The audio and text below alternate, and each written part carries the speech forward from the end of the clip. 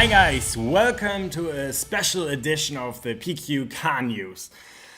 The Frankfurt IAA, the Internationale Automobilausstellung, is currently happening, and it started on Monday and a lot of new cars were presented, and I wanted to give you all the information as quickly as possible. That's why I'm doing the show today.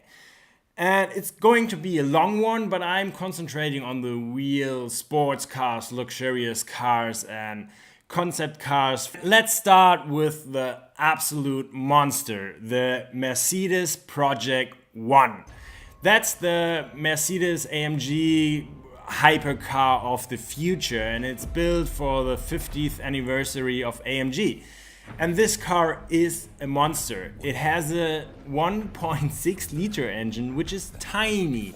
A Ford Fiesta has the same size engine. But this engine generates 759 horsepower. It has an RPM to up to 11,000 RPMs. This engine comes directly from Formula One. They have the same engine basically. It's also 1.6 liter. Beside the combustion engines, there are 4 electric engines on board. There are 2 in the front for each wheel, 1 directly on the engine, and the 4th one is at the turbochargers. This engine spins the turbochargers before the exhaust even gets this, so you get rid of the turbo lag, which is really smart, and that engine actually rotates at 100,000 rotations per minute. That's crazy. This car can also go 25 kilometers just on the battery, which is cool, but it's also less than the 918 Spider. Overall more than 1000 horsepower, over 350 kilometers per hour fast, so way above 200 miles per hour. And it goes up to 120 miles per hour, 200 kilometers per hour in just under 6 seconds. Really insane stuff. Okay, I stay with the brand. So Mercedes-Benz introduced the Concept EQA. That's their more compact concept for an electric version.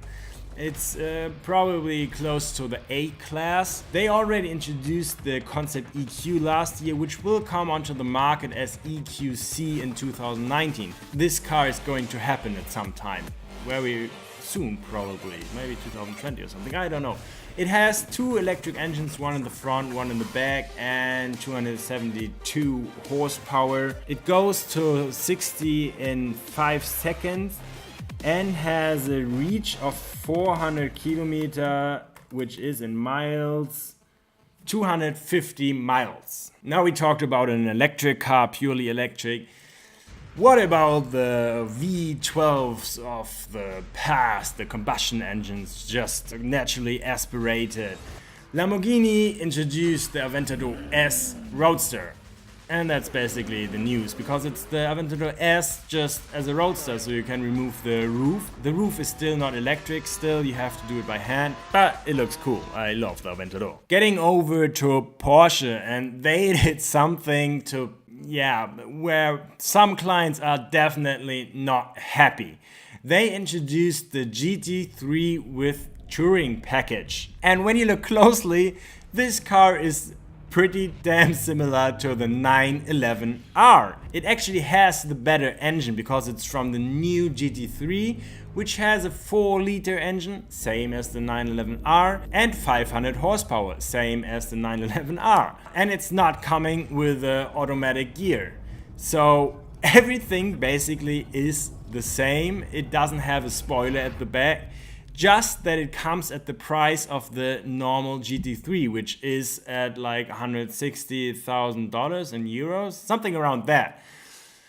Probably the prices for the 911R will go down now, which is not good for owners of 911Rs. The diffuser of the GT3 with touring package is actually completely the same as from the 911R. It has a normal dynamic spoiler like on all other 911s. It has acceleration time of 3.9 seconds to 60. It doesn't come with wall bars as in the GT3. That's not an option. So yeah, it's pretty damn similar. Porsche also introduced the Cayenne Turbo. They introduced the new generation of the Cayenne already some weeks ago, but they kept the turbo for the IAA. And this car looks pretty amazing. It's really cool. I didn't like the previous generation, but this one looks cool with the huge front, the back, the lights there. Really great job. It comes with 30 more horsepower.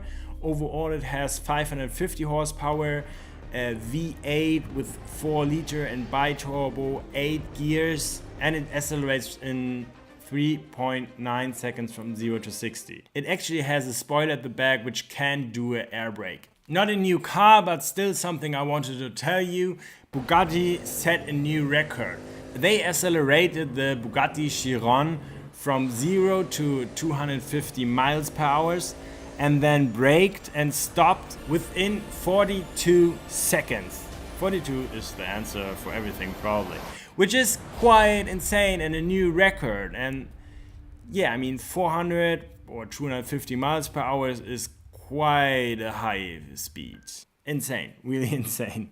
Going over to Audi, they introduced the Audi R8 RWS, which is a rear-wheel driven R8, as the name says. Similar to the Lamborghini Huracan LP 582, which is also rear-wheel driven, the R8 now also has this kind of car. Why would you do that? Well, some people say that a rear-wheel driven car is better for the track because you know where the power goes. And it's probably also lighter because you don't have the mechanics in the front. And maybe you even have a bigger trunk. Well, that would be interesting. The car has 540 horsepower, which is 40 horsepower less than the Huracan with rear-wheel drive. And it's overall 70 horsepower less than the V10 Plus, which comes with 610 horsepower. So yeah, quite interesting new stuff. But it will be exciting to see what Audi does in the future with its R8 and Audi TT. Because they are currently concentrating a lot on electric cars and automatic driving cars. And yeah, maybe that's not that important anymore for them to have like these sports cars. However, I would say that the sports cars, especially the R8, I just drove one for 1 week, is kind of marketing for Audi because people see what they can build and this is quite an insane car and people look at it. I really hope that they continue the R8 at least. I mean, it's a really amazing car and it's a lot of fun. Also new from Audi, the Audi RS4 Avant, so the RS model of the A4. It has 450 horsepower, accelerates in 4.1 seconds from 0 to 60 or 100. So I think now Audi has presented all the RS models. Yeah, I think so. Quite exciting. And now we're getting over to the electric models from Audi. They actually presented quite a lot of cars. So they introduced the Audi Elaine, which is a car close to production actually.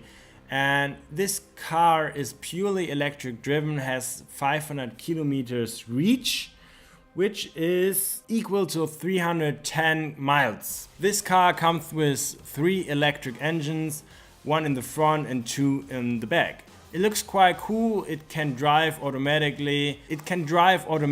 But you still have a steering wheel in front of you. Audi also presented the Aicon, which is a car without a steering wheel, which completely drives on its own. It's level 5 in the autonomous driving scale or whatever you call that. That means that people don't actually have to do anything. They just have to set in the goal, the destination, and the car drives there automatically and they don't even have the chance to do anything. But this car is for the future. I mean, this probably won't come out within the next 10 years. It should have a reach of 700 or 800 kilometers, which equals more than 435 miles. BMW presented the Concept X7 iPerformance. Quite a long name for a SUV, which is at the highest luxurious segment. So BMW kind of was slow at presenting such a big luxurious car. There are other car brands which already have a car big as that. The X5 is quite small, but a Bentley, Bentayga, Mercedes GLS, Range Rover, they are all bigger and people wanted to have bigger SUVs. So with this car, BMW introduced their luxurious SUV. It comes as a plug-in hybrid and has up to 600 horsepower in the M version. And it's really close to production already, so be excited to see that car coming in the next couple of years. BMW also introduced a concept electric car, the BMW i Vision Dynamics. It has a reach of about 370 miles or 600 kilometers, and it is between the i3 and i8, so something similar to the Tesla Model S. It looks completely different. Well, I'm not sure about the new design of BMW. I mean, that front is completely closed, and also from the Concept X7, it's completely different. And well, with the BMW Z4, they also introduced something which I really love, but these two designs, I'm not 100% sure how I like it. And then a car which is actually buyable already or is coming to the market, the Land Rover Discovery SVX. It is a car with a 5-liter V8 and 525 horsepower. It comes with the superchargers and it looks really not aggressive, but like robust, or like it looks really cool. I mean, if I want to get an SUV, this I would take into consideration, but I'm not an SUV fan. But it looks really cool. I like it. And this is actually a little bit old news, but I didn't have it on my show, so I just wanted to point it out. Maserati facelifted the Ghibli. They are now called Ghibli Sport, Ghibli Lusso, and look a little bit different. I just wanted to point it out and show you this video. I also wanted to show you the Ferrari Portofino. It finally got revealed as the successor of the California. It comes with a 598 horsepower strong 3.8 liter turbo V8, and I absolutely love the design. I think it looks amazing, much better than the California, and it comes with a hardtop, so it's a perfect convertible, I would say. It accelerates in 3.5 seconds from 0 to 100, has 2 small rear seats, probably similar to the 911. Very cool stuff. And last one, Bentley also showed us the Continental GT already some weeks ago, but I just wanted to point it out. Really cool stuff. I really like the design. The more I see it, very, very cool Bentley. And yeah, that's it. That's the news for the week. Or like, yeah, I didn't have news last week because I was on vacation, and this week was also already quite stressful. So I wanted to bring you all this information. Today is Thursday. I'll probably bring out the news today. So no news tomorrow, but there will be news next week probably, because maybe there are no new cars, because the IAA is going 2 weeks and probably the cars were already presented. But I will do something next week, I guess. And from that on, every week I will have the show again. Sorry that I didn't have it last week. I was on vacation. I drove with this Audi R8 V10 Plus. It was amazing. I filmed a lot. There will be more cars I will present. I have an Aston Martin DB11, Aston Martin Vantage S V12, Mercedes-Benz SLS, and yeah, quite some stuff. And yeah, sorry for that. I had something which had to be removed. And I'm working on quite a lot of videos also about what I did to buy my Lamborghini and the 911. But it's quite hard to find the right tone and explain it in a good way so you get something back and you understand what I did and what it means to build an own company. But I'm working on that. If you have any idea or any question, just write it in the comments. I will put it into that video or try to answer it right away. So thanks for watching. See you next week. Have a great weekend already. See you. Bye.